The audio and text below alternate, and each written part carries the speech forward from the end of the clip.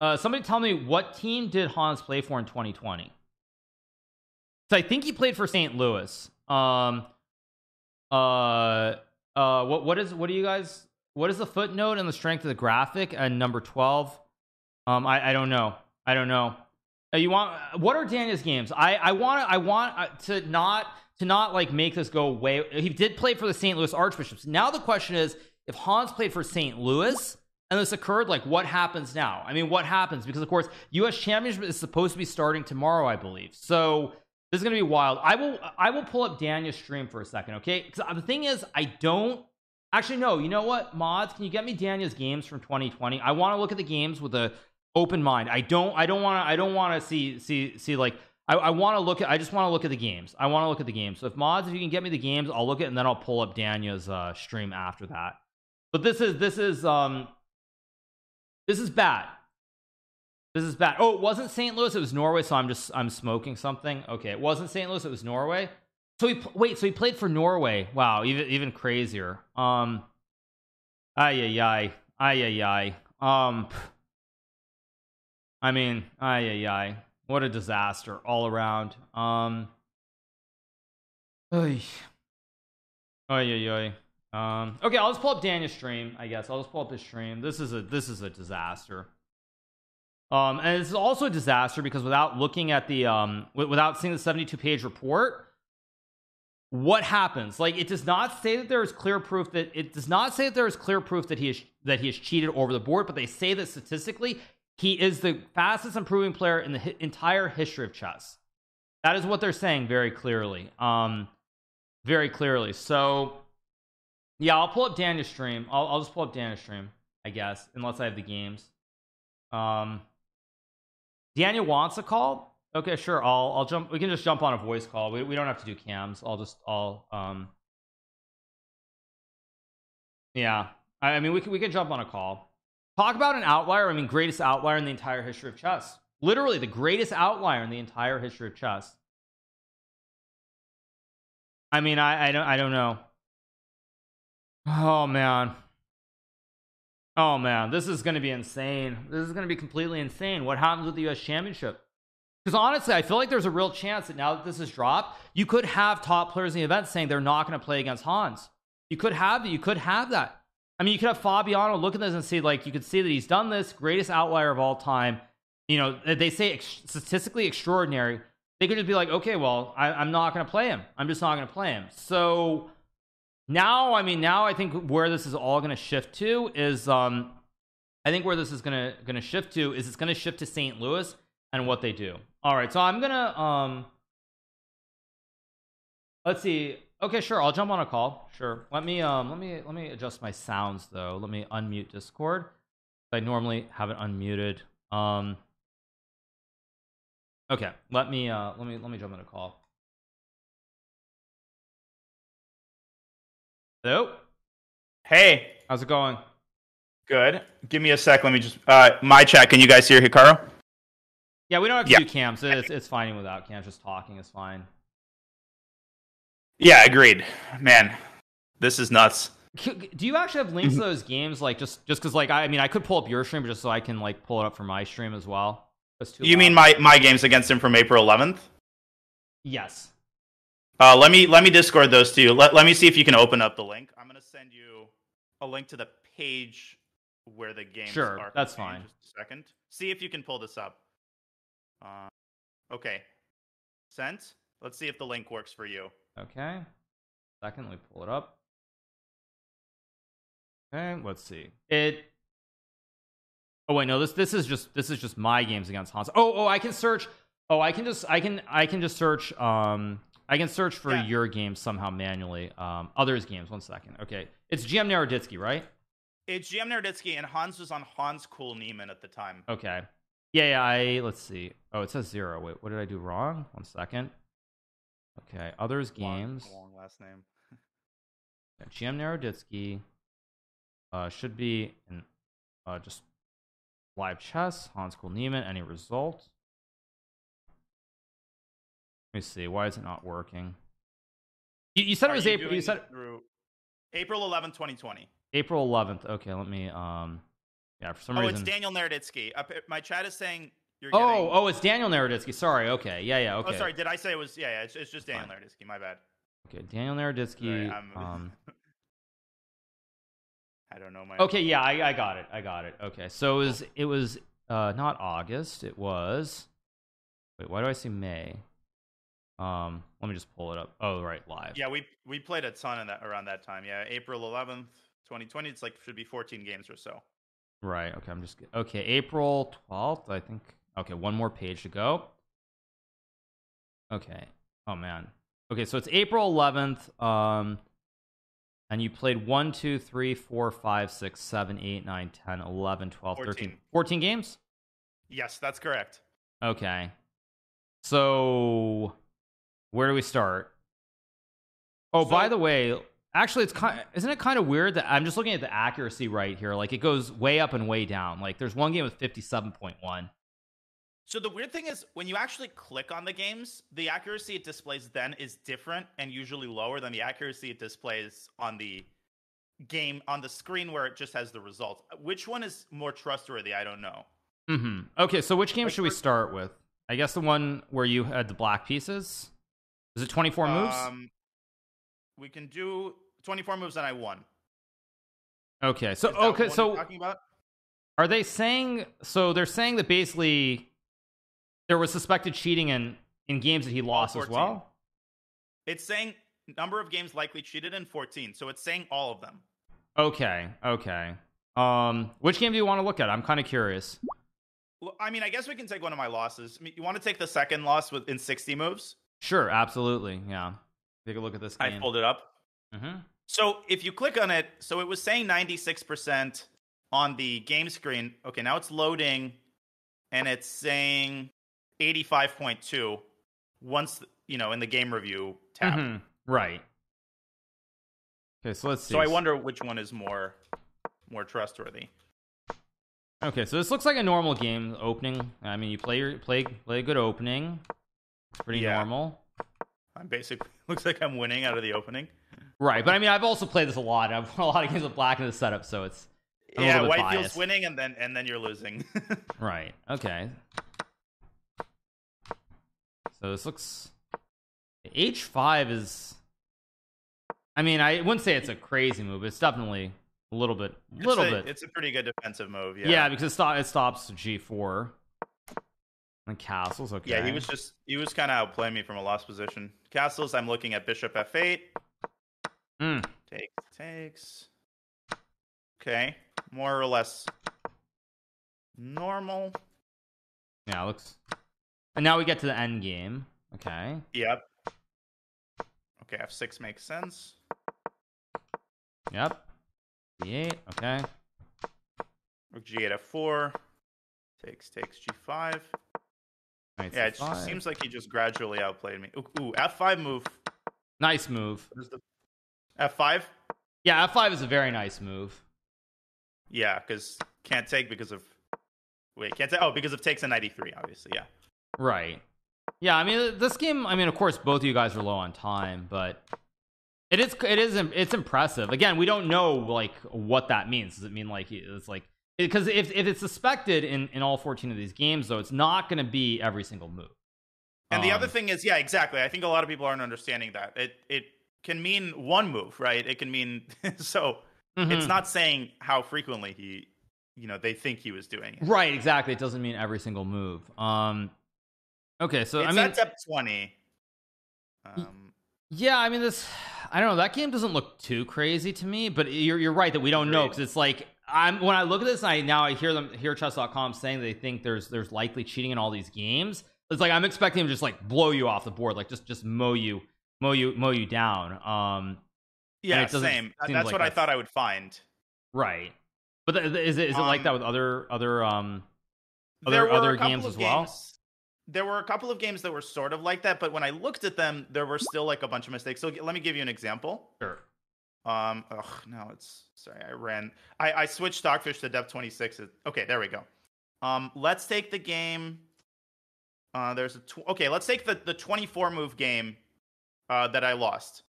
It's like a couple from the top. It says my accuracy 70.7 on this is 93. It's 24 moves. Let me. Oh, you're. Is it not? It's not the one that was right before this one. Or No, is it? there's another 24. Okay, let me. Okay, sorry. There's another one. 24 moves. Let's see. I am running it at depth 26 to see what the accuracy was then, so it's still loading for me. Wait, it's 20. You mean 26 moves actually, right? You had black. I had white.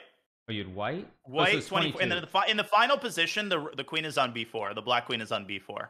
Okay, I'm trying to find it. Sorry, I'm looking. No, at the wrong one. You're good. Queen is on b4. King is on b2. Queen is on b4. Yeah. I'm April 11th. Okay, maybe I was too high up. It's on b2. Why can't I find it? Like I'm literally. Oh, it's this one. Okay, yeah, I got this. Okay. All right, so it's this game. Okay. Okay. So this looks okay. Another modern. Okay. H4. Yeah, it's still loading for me because I'm running the game review feature. Okay. It's almost done. It's almost done loading. So it was a modern. Okay, there we go. Just loaded. Modern. Yeah, I took on H5. Probably tilted. By this point. Yeah. Queen D7. Okay, doesn't like that move. Okay. Queen G4. Wow. Queen G4. Queen G4 wow. Is a weird move. That's a wild move to play. It's probably a good move, but that's a wild move. It is a wild move. Yeah, giving up F7 with check. Okay. Rook E8. Knight C6. E5. Wow. Knight takes. Bishop E7. That was a nice move by me. And then King D7 was a blunder, apparently. Because Bishop B5 is winning. Yeah, Bishop B5 and Knight C6. Bishop D3. Wow. But what if Bishop B5 C? What if Pawn C6? I don't understand. I think you just take on E5. Yeah. Wow. Yeah. And then he was just winning. Yeah. Again, yeah. it's hard to conclude anything. There were some impressive moves, but yeah, it's very hard to conclude anything. But again, I think also the thing though, when we talk about chess.com is I think when people think like, okay, maybe it's just looking at the other screen, like people have to realize that whether it's you or whether it's me, when we're playing, like we're playing, if we look at the other screen to see chat or to see who the dono was from, like all those clicks are being recorded. They're all being recorded. So it's like we're providing a lot of these data points as well. So it's not like I don't think it's as simple as them saying, okay, well, he likely cheated because he won this game in 24 moves or he had a 98% accuracy. I think there was a lot more to it than that. Would you agree? Yeah, no, totally. And I would not only agree, I would say that if anything, in my experience, they err on the side of being conservative. Like they rarely will say they think someone cheated unless they believe that they have like incredibly slam dunk evidence. And when I say evidence, a lot of people get angry because they're like, there is no hard evidence. Obviously, nobody's caught him in the act. So exactly, are people suggesting that we just shut down the conversation, just say that's it, you can't make any points because he wasn't caught in the act? Like, no, these anti-cheating detection systems are legit, right? Nobody, even Hans is admitting that they're legit. So right, that's a very, very good point. Yeah, this is pretty crazy. I guess like where do you think we're going from here? Like obviously there's apparently a 72-page report that I'm assuming will be made public. I mean, maybe not, maybe it will just go to FIDE. We don't really know, I guess. But where do you think we go from here? I mean, it would be, I think, well, obviously, like, do you think Hans is going to make a statement? I think that's one like short-term question, is if he's going to respond to this, if he's going to deny it or accept it. I'd be very curious, like what he ends up doing. Well, also, isn't the U.S. maybe I'm crazy, but I feel like the U.S. Championship opening ceremony is tonight, unless I'm out of my mind. Oh, Jesus, what that timing? Like I think there's an opening ceremony in like 3 hours, and now obviously who knows what is St. Louis going to have to say about it? Obviously, I mean, I think that's a very big question as well. Also, I just sent you another link, so I feel like maybe this event might be a little bit more relevant, perhaps, because this was from the Pro Chess League. All right, I put it in the URL. Okay, I see it. Yeah, it's the 10+2 games. Right, and I mean, this probably, I mean, these are a little bit slower, of course, as well. And again, I feel like we see really, again, I don't know if accuracy is correct, but these are some like... No, they're super high. 97.7 and 97.1. Wow, that's Yeah, they're really really high. Okay, I guess we can take the game against Luke Van Whaley, for example. sure. Yeah, actually, that makes a lot of sense. Okay. Because strong players, I think it's often more evident when you're analyzing games against pretty strong players. Mm-hmm. So okay, so we have I'm looking. Okay. Okay. Looks like my opening. Okay, all pretty normal. Yeah. Okay, he's worse, it seems, on like move 14 or so. Well, but this is the classic line. I think there was like a Ivanchuk Kasparov game in this setup, and I mean black is maybe preferable, but it's not easy to prove. No, for sure not easy to play for black. Queen h3, okay. Okay. Yeah, I'm on move like 19. Mm-hmm. Queen h3, 94. Yeah, this trade looks pretty pedestrian so far. Yeah, I mean this is interesting. Yeah, kind of a weird position. Bishop b2, bishop g5, rook c1, c4, g3.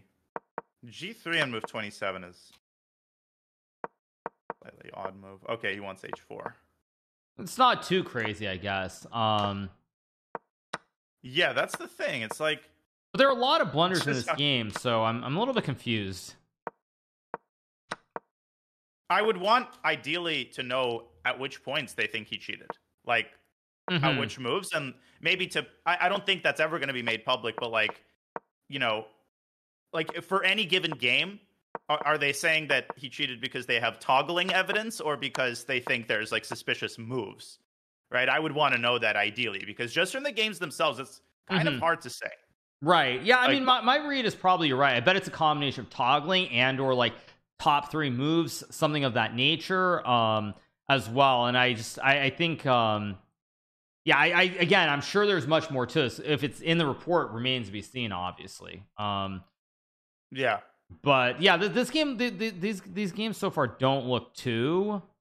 It doesn't look too crazy, I guess I would say. I mean, we can maybe take a look at another one, or maybe just one more. Like sure. One more of these. And by the way, in terms of toggling, I also, when I'm playing off stream, I have usually YouTube open, or I have Netflix open, so I'm definitely toggling. But I think it's a question of amount. So like if you're doing it 30 times a game, and your accuracy is 98%, that could be taken as a pretty dangerous sign. Exactly. Yeah. Maybe the game against Mr. Dynamic. Mr. Dynamic. I don't know who that is. Let me see if I can find that. Or toggling in critical positions. Yeah, I mean, it's probably a combination of toggling, like Mr. Dynamic. Okay, there we go. Let me pull this game up. I think I don't know who that is, but okay, yeah, I'm letting the review run as well, just to get an idea. But yeah, so the problem, of course, is that I mean, it could just be one move. It could be. Again, it'll be very interesting because like when I'm looking at these games, they don't look particularly odd to me right now. But if chess.com is publicly releasing this, that means that they feel like they are confident that if this were to go to court and they have to like release everything, I mean, again, I'm not a lawyer here, but that they do believe it would show that there are certain things that are impossible. Yeah, and when the games were played, I wouldn't have continued playing him if I was extremely suspicious, for example. So clearly, if it's happening, it's a pretty subtle method. If in fact it is, right. It did happen. Okay, so this game looks pretty normal, right, so far?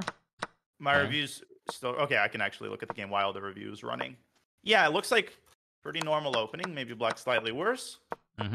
We also haven't been looking at the time usage, but that I think in a 10-minute game is less conclusive in general. Perhaps, unless it's like 30 seconds on like the best move in the position. Yeah, true. Wow, E3. Yeah, E3 looks like E3. Wow. Oh, E3 bishop C4. Damn. Wow. Okay. Geez. That's a very impressive tactic. E3. Yeah, that's a nice tactic. And 94. Right, and of course, once the tactic is played, then you get rattled and you immediately blunder by playing 94. Although still 94 bishop f7. Okay, queen e6 makes sense. 96. e6. Yeah, bishop e5, and that just ends the game. Wow. That was an impressive stretch. That was an impressive game. Yes. That is an impressive stretch for sure. I mean, again, I wouldn't say that to me it's too crazy in a 10+2 game. Finding that tactic also, like, if you think for a second, spotting e3 and bishop c4 as opposed to like using 3 seconds. It was 16. Yeah, it was 17 seconds on e3. Wow. I mean, e4 was played instantly. I mean, e3 is very committal though, because as I'm looking at the position, if I was considering this position here, I would not be 100% sure what to do after f4. Like apparently black is better here, but I don't see a clear attack on the king side, like h5, h4, and white's gonna go knight d5, and maybe then some rook b3, rook b1, a4, a5. So no, you have to see bishop c4 if you're playing e3. Yeah, right. Yeah. But what I'm saying is, I'm saying like if I was considering e3 and I saw bishop c4, I still would use more than 16 seconds because I'd be worried about f4. Oh, I see what you're saying. I see. Like non f takes e3. Because I don't see the attack, so I'm worried that you're gonna. It's like, let's just say king h7, knight d5, bishop takes d5, bishop d5. You don't get an attack on the king side, and so I just be worried that eventually white's gonna go like a4, a5, rook b3, and rook b1. No, I see what you're saying. Yeah, 4 and then queenside attack. And I probably wouldn't see bishop takes c4 in a game. I probably would miss that. So I'd rule it out on the basis of f takes c3. Right. Yeah, that particular moment is, again, possible to say anything, obviously, when it's taken in isolation.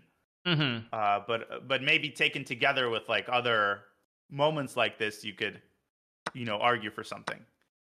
Yeah, I mean that's again, to me these games seem normal, but there has to be more to it than that. That's how I view it. Which is why I would really like for the report to be made public. Yeah, I assume it will be made public. I somehow like if the Wall Street Journal is reporting this, they've seen it, then you expect it to be released. When that is, who knows? But we'll see. It's wild though. Yeah, do you think what do you think like, let me ask you this. In this situation, now that we know that he's cheated in events, likely cheated in events like the Pro Chess League and other prize tournaments, if you were in a situation where you're gonna have to play against him, would you play in a tournament, or do you feel like Magnus now maybe is much more justified and other players might follow suit? I mean, if it were proven that Hans cheated in all of these games, I don't think anybody under God's blue sky would say that, that doesn't change that doesn't change their attitude toward Magnus's behavior. Like if you cheated 100 times online, I think people would fall on different sides of the coin in terms of like how comfortable they'd be playing over the board. I think some people would say, yeah, but we don't dispute that online cheating is much less serious than over the board cheating. It's two different categories. I agree with that. And one could argue that in tournaments like the Sigfield Cup, the anti-cheating measures are so stringent that these cheating methods that have been proposed are incredibly far-fetched. But the other side of the coin is, 100 times isn't 5 times, it's not 10 times, and there's a lot of money tournaments here. So it definitely shows a pattern. Right. But of course it gives credit to, lends weight to Magnus's behavior. I don't think that's... people might still disagree with Magnus's behavior, but there's no question that now... he looks better than he did before. If this is proven, if this is in some way proven, right? Well, right. I mean, it's going to be interesting because again, I think that for chess.com, they have this report. I assume it's going to be made public, and I mean, on the one hand, I almost hope that this ends up in court somehow, because if it does, then I think we're going to see we're going to see it all. Whereas now, I feel like there might still be people who have doubts about it. But I guess we'll just have to wait and see. But yeah, it's we definitely definitely need the 72 pages. It will be. I think the next step is to wait to see if chess.com is releasing their report. Obviously, like, we'll wait to see if Hans issues a statement. I don't think he will. Something tells me that he's adopted the strategy of keep staying mum. Right. But it would be, if he denies all of this, then I think that then we're going to court, basically, right? I mean, at that point, there's no other path forward. Yeah. I mean, I don't know what to make of this. It's obviously, like, for me now, like, I feel very, very uneasy about all of this as well. I mean, if I run into him in a tournament, I don't know now. I don't know how I feel about this with the report. I guess it really comes down to what's in that report and what people think about it. But I think it's sad for chess, though. I do think that. I mean, in all seriousness, it's very sad for the game of chess to see this. It is.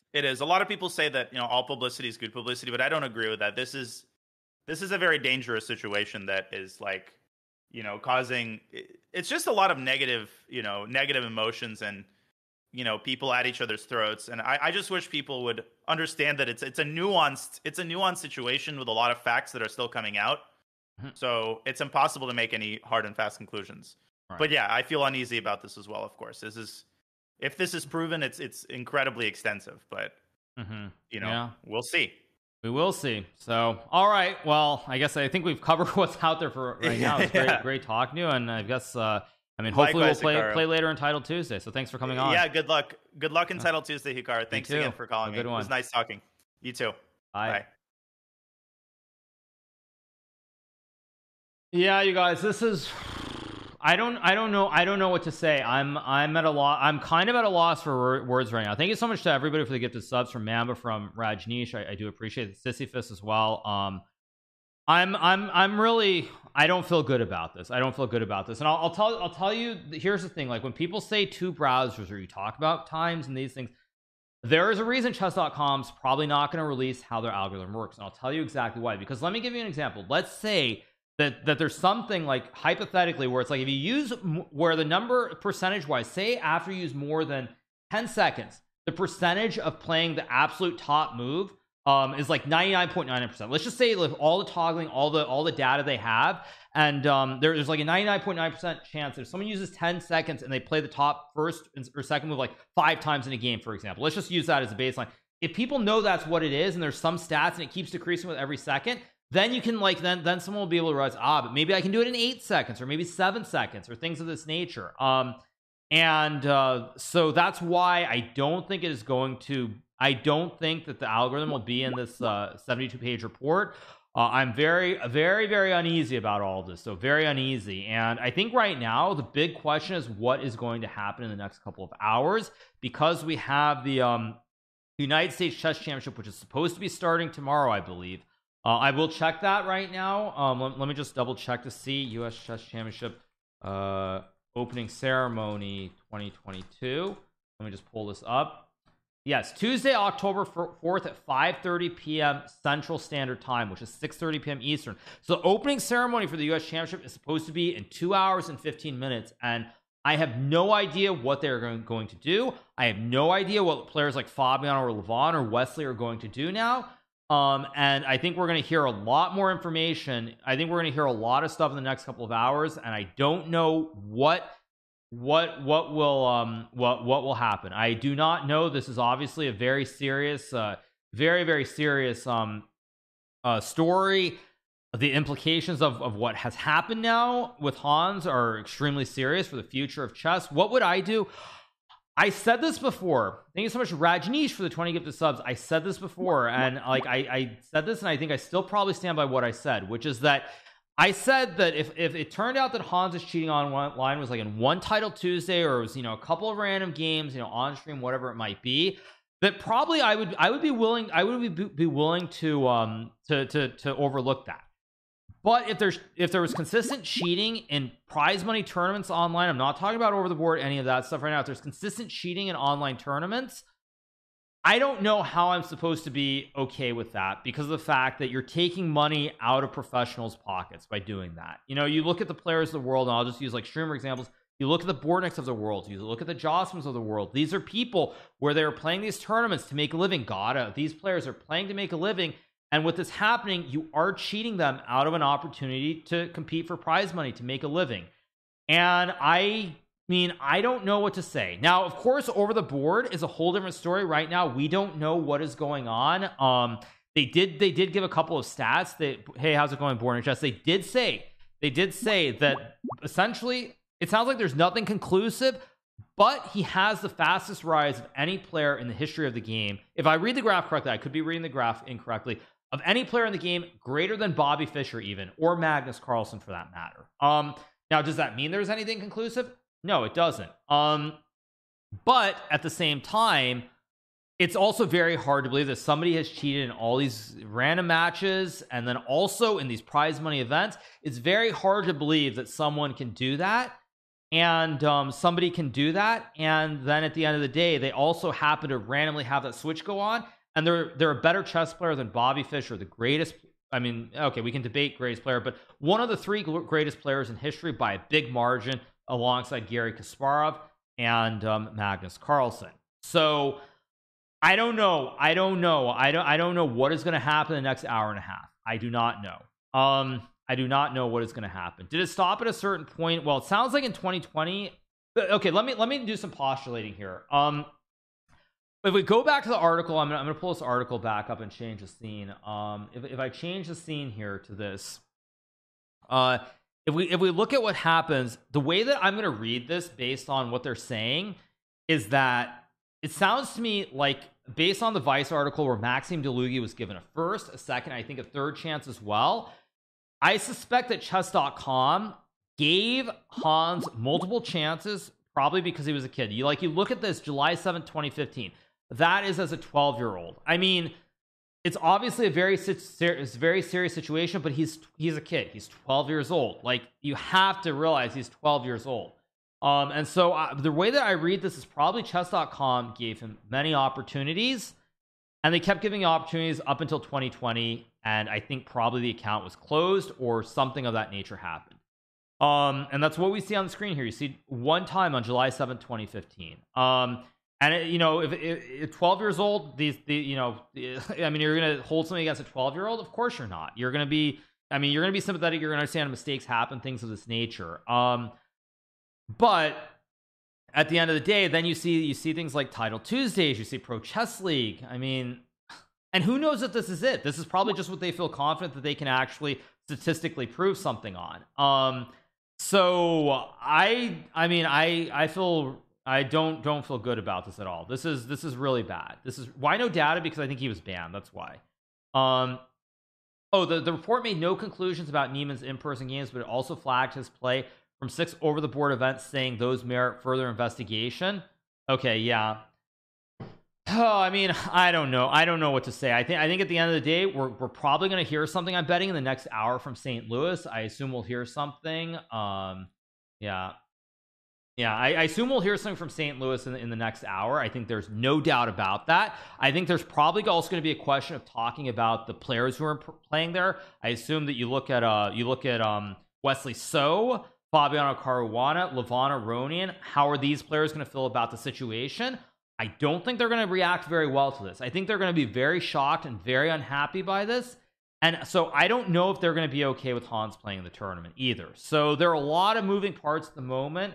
I do think we're gonna have news probably tonight for sure. I think we're gonna have news tonight, almost certainly out of St. Louis. I don't know if we're gonna hear from Hans. Maybe, or is he gonna say no, this is not true, and go to court over this? I don't know. If you ask me, do I think that Hans cheated the time that he beat me in the RCC? I do not think he did. No, I will say that very clearly. I do not think that that anything happened in the games. I thought the games were normal. I don't think so. But at the end of the day, now you never know.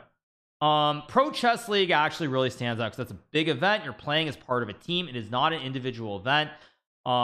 So yeah, I don't know. I don't know what to make of this. As I said, I think that as we go forward, we're looking at I think we're going to hear from St. Louis how they feel about this, and or probably consulting the top players.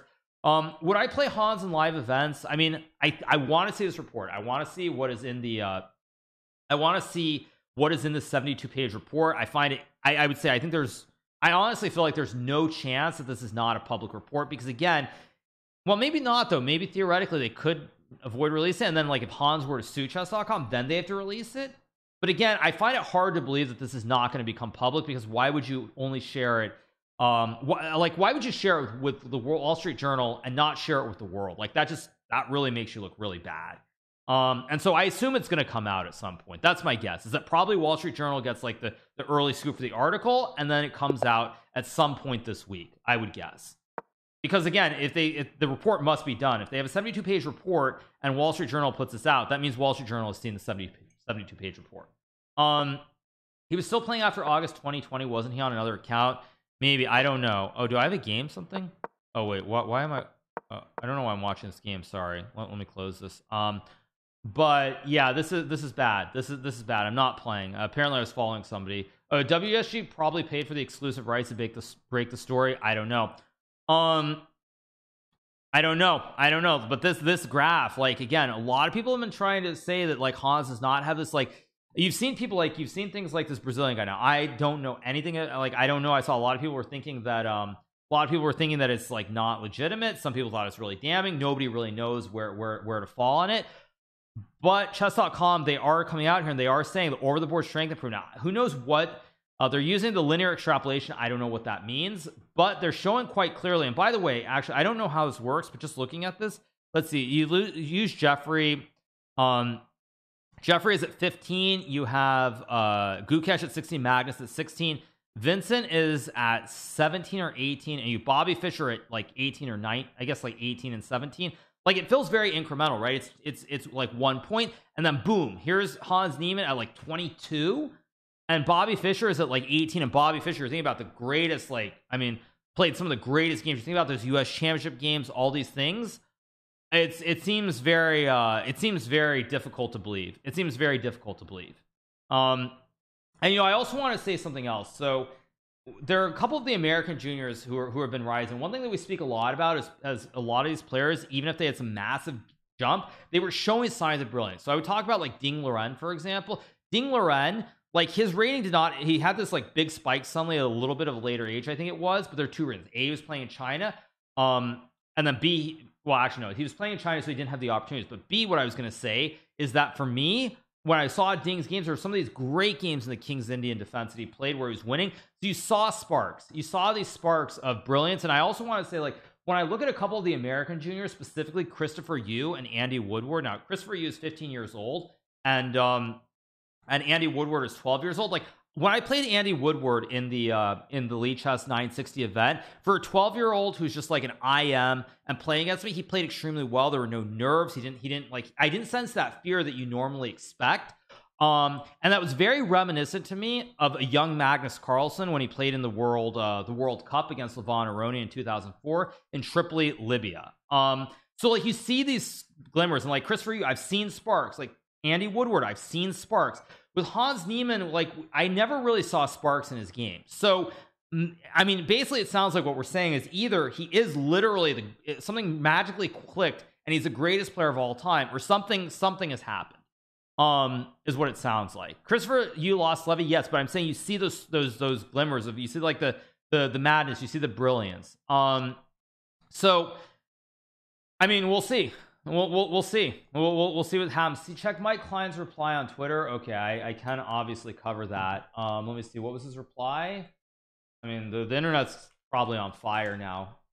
Surprised that chess actually isn't trending at the moment on Twitter after this. But okay, let's see. Mike Klein. What tweets and replies? I guess. Let's see.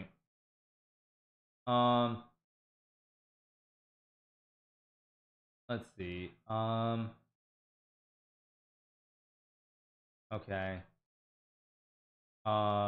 Yeah, I mean, I don't see anything specific, but oh man, this is awful. This is actually really bad. This is really bad. No, I don't mean inhuman moves. I mean like you see their games, and like when I'll use Magnus as the obvious example, because I played in the FIDE World Cup in 2004 in Tripoli, Libya, and he played against Levon Aroni, and Levon at that time I think was top 5. Maybe not quite top 5, but he was established as one of those players who's going to be a world champion challenger. And Magnus really hung in that match all the way through the classical, through the rapid games, to the blitz games. Oh, my client says that the report is coming out. Oh boy. I didn't see it in the tweets and replies. I didn't see it. I didn't see it. Oh, here it is. Here it is. So here was a tweet from my client. There was this post by CW that says, great, is that 72-page report forthcoming? And then Mike Klein says, yes.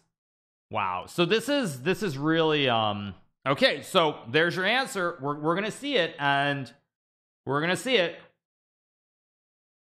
I mean, I don't know. I will obviously cover the 72-page report whenever it comes out, but this is Mike Klein is he is Funmaster Mike, I believe, on Twitch. He runs Chess Kid. I'm gonna spend 8 hours reading 72 pages. I'm not gonna do that, of course, but this is bad. This is bad. This is bad. This is bad for chess. I think we're gonna have to see a lot of changes. I think we're gonna see a lot of changes from organizers in terms of anti-cheat detection. I think it's frankly very far overdue. But I think we're gonna see that. I think we're also probably going to we're going to see a lot of changes in this. We're going to see what I think we're going to see now that there will be a lot more punitive measures taken if somebody is caught cheating online in tournaments. But yeah, this is bad. I should read the report where I'm playing another sponsored game, do the whole Destiny thing. Is that what I'm supposed to do, or something like that? I don't know, but this is bad. This is very, very bad for the game of chess. Very, very bad for the game of chess. All 72 pages. Imagine the content. I mean, I could do like a seven-part YouTube series on the 72 pages. Yeah, considering how far chess has come since the pandemic, it's a shame, really. Yes, I mean, this is very bad, as I said as I've said for many reasons. But also, you know, another thing that this is going to change, and I mean, really, I feel really bad for the fans. I know I'm streaming and this is online, but in a lot of these places, like India, for example, I think back to playing in India. I think back to Russia playing the World Rapid and Blitz. You're not going to have spectators watching tournaments anymore. And I think about India, I think back to when I was there 2 years ago. Honestly, I don't know what's going to happen this time when I'm there, but they did a big auditorium. You have like 500 kids, you have parents, adults, fans of the game of chess. And now I really don't know if the future of chess is going to allow for in-person spectators or interaction with players, frankly. And I don't mean during the game, but I mean like maybe you only have meet and greets now, but you'll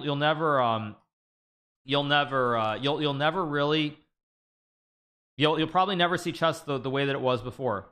It's very, very sad. What if they observe the games through a one-side window? Again, like you think about the tournaments, like as a chess world, we're trying really hard to get sponsors for events. There are all these things now. You're talking about scanners that cost a lot of money. You're talking about like glass. You play in a glass room where you can't, you know, it's like you're talking about all these things are going to be very costly, very, very prohibitive. So I don't know. I really don't know what's going to happen going forward. And yeah, I really, really don't know. I don't know. I don't know. I think we're probably going to wait to see. I think we're going to wait to see what happens with the US Championship, though. I assume we're going to see a statement out of St. Louis and or potentially comments from the top players, I'm guessing tonight, because there's no way that they can just go about things as though nothing has happened. There's no way there's no way that they can just go about things as though nothing has happened. So I assume we'll probably hear something either from the club directly via tweets or social media in some form, or we'll hear something like Fabiano, Wesley, and Levon. There's just no way. I don't think they can just ignore it at this point. I don't think they can. Because also, frankly, if you look at this, if they're suspecting stuff in 6 tournaments, he has the highest graph of all time. If you're let's just say I'll just say like any of the top players, because again, if I say one player, people will take that in a bad way. But let's just say you're Fabiano, for example, or Levon or Wesley, or even like Sevian or whoever it might be. You see this report that Hans suddenly is the greatest trajectory of all time. He is the greatest trajectory of all time. Greatest trajectory. That's gonna affect your mindset. You cannot play with a clear head, and you're gonna have all these thoughts. Like you're gonna be like, okay, so he's the greatest chess player of all time. Is he cheating against me? What's going on? You can't. I don't think there's an easy solution to this. We need to start strip chess. This might go viral. Yeah. He capitalizes. He has the highest improvement from age 11 to 19. In fact, it capitalizes on his weak young age and late growth. His cherry pick timeline. That's the age. If I think about myself, like I'm just trying to think about my trajectory. You know, I had a little bit of a later trajectory getting good, but it would be the same time frame. It'd be something like 10ish. Like I had the big spike to master, and then it was a slow grind up to like 2350ish, 2400. I think I might have had a little bit of a spurt up to get to GM quicker than I should have, but then suddenly I stalled out, and I even went to college, so I had a long period where I stalled out. So would I back out of the US Championship? Well, I'm not playing in it. If I was playing the tournament, I really don't know what I would do. Maybe it's good. Maybe it's good for chess. Maybe it means that you have to police chess much more seriously. But I don't know what I would do if I was playing the US Championship. Honestly, I think there's a good chance that with this coming out, I'd probably say something like, I am just not going to play Hans maybe in this tournament until everything is cleared up, or we know what exactly is in the report or things of that nature. I don't know. I really don't know. Yeah, from the age 15 to 17, Hans went from 2413 down to the range in the low to mid 2400s. From age 17 to 19, he went from 2465 to 2704. Yeah, that's, I mean, again, they basically say it in the article. They say that he is the greatest improvement of any player in the history of chess. And it's actually not even close. Like, it's much better than Fischer. Much better than Fischer. So I don't know what to make of this, you guys. I really don't. But it is very, very big news. Very, very big news.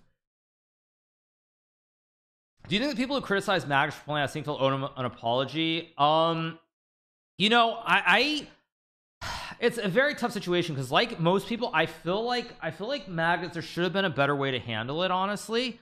On the other hand, how was Magnus supposed to make this a big issue? I've said this several times. Like, clearly Magnus had reservations before the tournament began. He made it clear that there were issues. Jan Nepomniachtchi, the world championship challenger, also made it very clear. You have the top 2 players in chess with the most sort of gravitas or pull, I guess is how I would put it. And it sounds like essentially they were not taken seriously. So if they're not going to be taken seriously when they mentioned this before the tournament began, how do you make it a serious issue? How do you make it a serious issue? I don't know. I mean, that's what I always come back to. Like, I feel like there had to be a better way to handle it, but I don't know. In practicality, I mean, maybe what he did was the only way. So yeah, I mean, I don't know. I don't know what to say. But this is I assume we're gonna hear something from St. Louis tonight, probably while we're playing Title Tuesday. And that's that. But it's obviously very, very bad news for the game of chess, without a doubt. So I don't think Magnus played poorly against Hans to make it a big issue, but I will say, and maybe it's psychology, but at the end of the day, whenever, and I say this even in my own experience and also watching other players play against Magnus, when you feel like you're close to winning against him, I have never seen a player, and I'm talking classical chess here, I mean, I've never seen a player where they are not nervous in some way about what's going on. And that's not to like side with Magnus or say that's something circumstantial, but I think about like Fabiano when he's played against Magnus. Fabiano, great nerves, probably the player that I think of as being like the most solid mentally at his peak, of course, like most solid mental player. And like when he's gotten winning positions against Magnus in various tournaments where I've also been competing, when I'm walking around and I see Fabiano, like he is a little bit nervous, like because he knows he's on the brink of beating Magnus, and that is a big deal. It's a big deal. So that is the thing. Like whenever I've seen someone close to beating Magnus, it's not to say they're like nervous and shaking completely, but they are a little bit on edge, even if they're winning the game. So yeah, who knows? All right, you guys. We have one article I guess we'll cover before Title Tuesday starts. Let me register for Title Tuesday so I don't forget. But we'll cover one article from yesterday. It's from ChessBase. So let me actually first let's join late Title Tuesday. Okay, I'm registered. Jan Nepomniachtchi, of course, playing as well. And now let me pull up this ChessBase article. So we have a ChessBase article here that we're going to cover as well. Let me adjust the board, and we'll cover this. Okay, this is from ChessBase. Here we go. We have an article. It says Statistical Analysis of the Games of Hans Niemann. This is an article by ChessBase. The cheating accusations against Hans Niemann continue to make waves. To check these accusations, a number of chess players have statistically analyzed Niemann's games with the help of computer programs. The latest research comes from the Brazilian streamer, programmer, and data analyst Rafael Valete. Sorry if I mispronounced it. He comes to the conclusion that Niemann's play after 2018 shows unexpected results not compatible with a rating of 2700. Here are excerpts from his article about his research. Okay, this might just rehash what we covered last night, but I could be wrong. Okay. According to himself, Rafael Valete has a bachelor in production engineering at the University of Sao Paulo and is also a programmer and data scientist. Besides that, he has a YouTube channel about chess in Brazil called Xadrez Brazil with almost 300,000 subscribers and more than 80 million views. Rafael Valete published his findings on his YouTube channel and in an article in which he claims to have found the perfect correlation between rating and ACPL, average centipon loss, and STD-CPL, standard deviation centipon loss. ACPL and STD-CPL provide data that allow to estimate the playing strength of a whole range of players by comparing their games with engine programs. Basically, centipon loss is a measure of how distant the evaluation of the moves a player made in a game is from the suggested computer best move. It is reasonable to think that as a chess player gets better and more professional, the lower will be the average of the centipon loss. And standard deviation centipon loss is a measure of how consistent the moves are. Amateur players tend to do some good moves, then bad moves, but a professional player is more consistent on the quality of his moves. It is reasonable to think that there is some correlation between rating and STD CPL then. The Brazilian had the idea to take a closer look at the games of Hans Niemann and other strong players after seeing a video from FIDE master Yosha, a player that was trying to find some evidence by comparing Niemann's moves with the one suggested by the computers. Okay. To pursue this idea, Rafael Valete built a database of 7,568 games from the players that included top GMs like Andrei Yasipenko, D. Gukesh, Alireza Firouzja, Vincent Kamer, Ramesh Babu Pragnanta, Arjun Erigaisi, Magnus Carlsen, Hans Niemann, Fabiano Caruana, Bobby Fischer, and others. He then analyzed all the games with Stockfish 15 and writes about his results. With these studies, I made two huge findings. There is an estimated correlation between a player rating and the ACPL average sent upon loss and STD CPL standard deviation sent upon loss. And when I took the sent upon loss averages from all players in the database and grouped by rating tiers and the same for the standard deviations, I found this. Okay, so ACPL, we saw this in the video, 22 up to 2800. ACPL is, I think, the critical one to look at. You see 23, 22, and 17. Okay. According to the Brazilian statistician, there is a marked correlation between rating ACPL and STD CPL. To illustrate this claim, he lists the ACPL and STD CPL values of a number of players. Okay, so it's like, what is the spread though? It's 31, and then it's 26, and then 24, and then 20, and then 18, or sorry, 23 to 42. So it's 18, and then 18, and down to 16, and down to 14. So it's 16, 18. So it's like, it's 31, 26, 24, 20, 18, 16, 14. So it gets lower and lower, but it's still going down. Okay. All right. I blew my ACPL. Good one. Good one. Okay. Gukesh, ACPL 22, SDT is 40, 21, 40. Okay. All these numbers. Okay. Fabiano 17 and 33, which is 16. Makes sense. Again, right in this range, 16, 14. Okay. However, the ACPL and STD CPL values of Hans Niemann differ from the ACPL and STD CPL values of these players. GM Hans Niemann has an ACPL of 25 and STT CPL of 48, which is of course 23. Rafael Valete then details the numbers of Hans Niemann. Number one, ACPL stopped to go down at 25 value even when Hans achieved 2700 rating. According to our expected curves, 25 should stand for a 2500 2550 rated player. A 2700 rated player should have gone down to 22, as all 2700 players above did.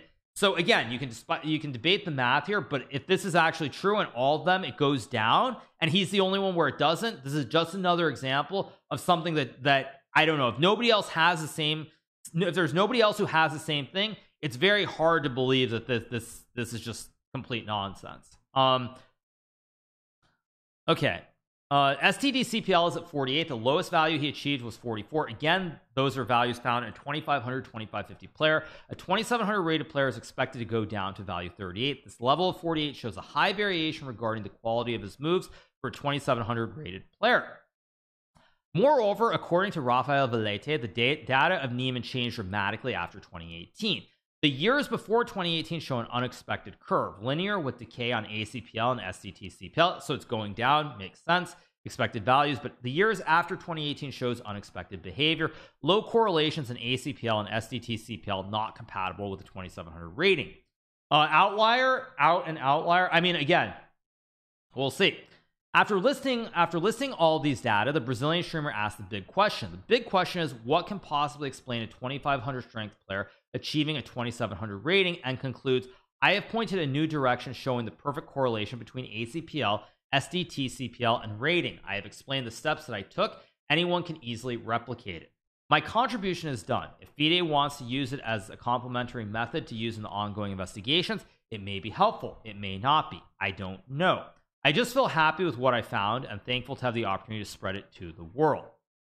Okay, so this was an article, again, more or less stating what we covered last night, obviously, but at the end of the day, I mean, at the end of the day, you see, we're gonna have to see, like, this is gonna be probably very, very, very much a landmark situation, honestly, because I mean, honestly, when you look at this stuff, it feels like it's outlier upon outlier upon outlier. Did similar ratings get checked?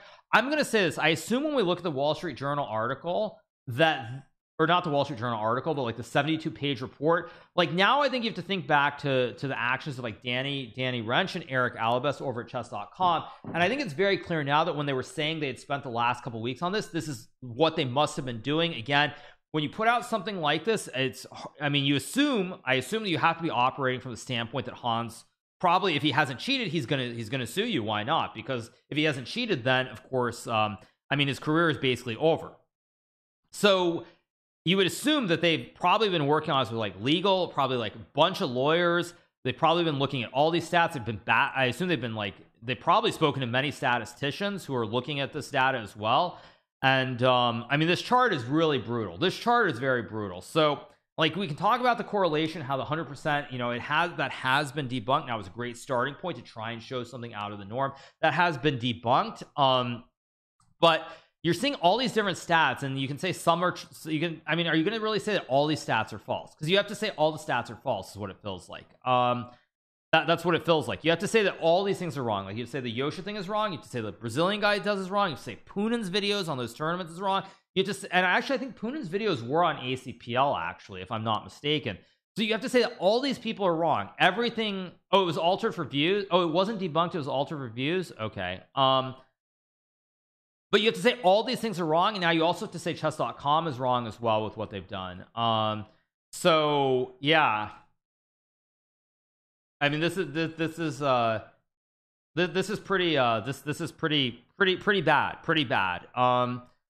Again, we don't know. The 72-page report is not released. This needs to be done for all 2,700 GMs. I'm betting you that this is not the total data set, by the way. I'm betting you that this data set of 1 2 3 4 5 6 7 8 9 10 11 12 13 14, I'm betting they did this on like 100, on everybody who's been 2,700 probably, or everybody who's made it as a junior or whatever it might be. I'm guaranteeing you that this is not all the, I'm guaranteeing there's no way they did this and this is all the players that they have. There have to be like 100, there have to be like hundreds of players they've run it against. And even like, you look at like what Yoshi did, you look at what the Brazilian guy, those things can be expanded upon. They can be expanded upon, and you assume that like a lot of people are probably going to look at this stuff. A lot of people are going to look and probably doing all these things. So I don't know, you guys. I don't know what to say, but is Kamer?